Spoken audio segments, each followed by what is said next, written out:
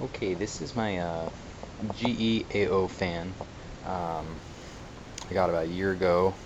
It was pretty beat up and rusty, and it's missing some paint, and it's got a few little problems. But last night I watched John Deere's video of how to take apart an AOU fan and clean it and help it out a little.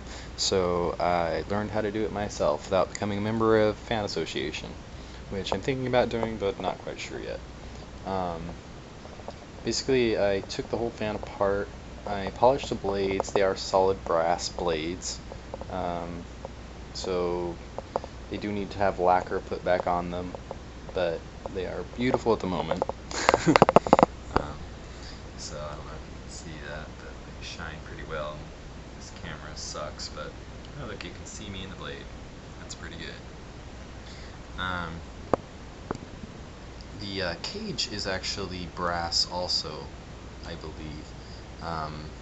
Doesn't appear to be steel, appears to be brass, which I'm not sure because another fan on YouTube has a steel cage, which is an AO. But this is a brass cage, brass blade, AO star fan is what they would be called because of these little stars that they have here for the oscillators. But it is an AO fan. I took all of this apart. The only thing I still have to do is buy some grease to put in the oscillator gearbox. It does have the original rendered animal fat in it at the moment, and it's working as good as it can. It's pretty solid in there, but I found a pocket in the middle that was still pretty loose and clean, so I smeared that around the worm gears for now. The fan does work great now. Once with your finger, and now it'll spin probably about 30 times just by turning it with your finger. I guess the AO fan does not have the eyeball socket self-mounting bracket in the front for the gear shaft. It is just put in place, and that's the way it is. So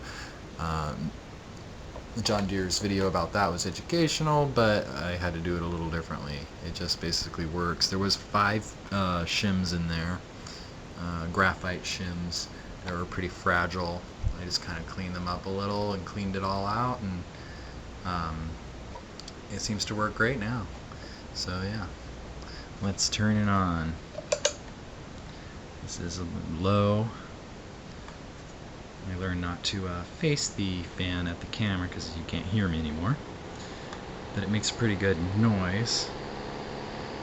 Sounds good for what it is. It does have a slight rattle, especially when it's in the middle. That's the oscillator. It needs that grease. So you can hear that little rattle.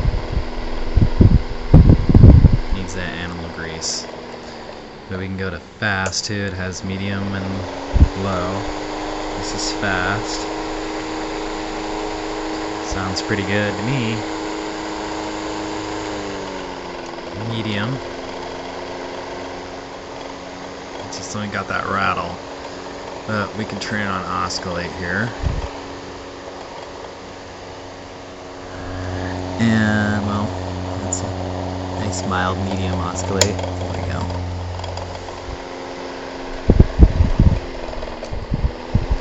Cleaned the connections last night for the switch. The switch moves a lot better now.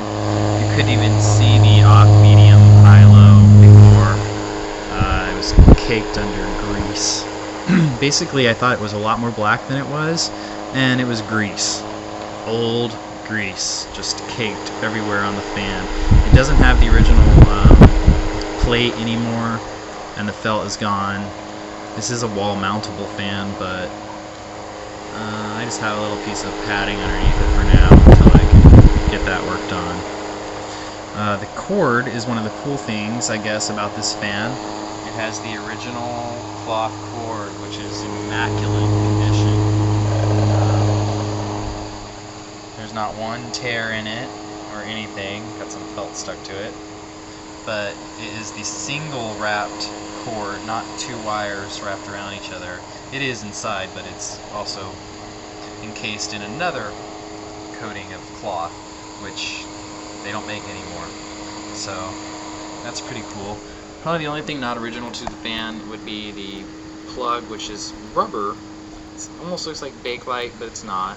I'm not sure whether that would have gone to originally. I don't think it was for this fan. Maybe, but anyway, that is my GE fan. Or AO, sorry. So it winds down pretty nicely. I left the original wick in here. It was alright. I just cut the tip of it off. It was pretty long. It went all the way down to the base, and it was kind of crooked and bent up, so I just cut off the extra part that was hard on the top near the shaft and kind of broke up the felt a little bit and put it back in the spring after WD-40ing it and soaking it and re-oiling it. So it seems to be working great now. Alright.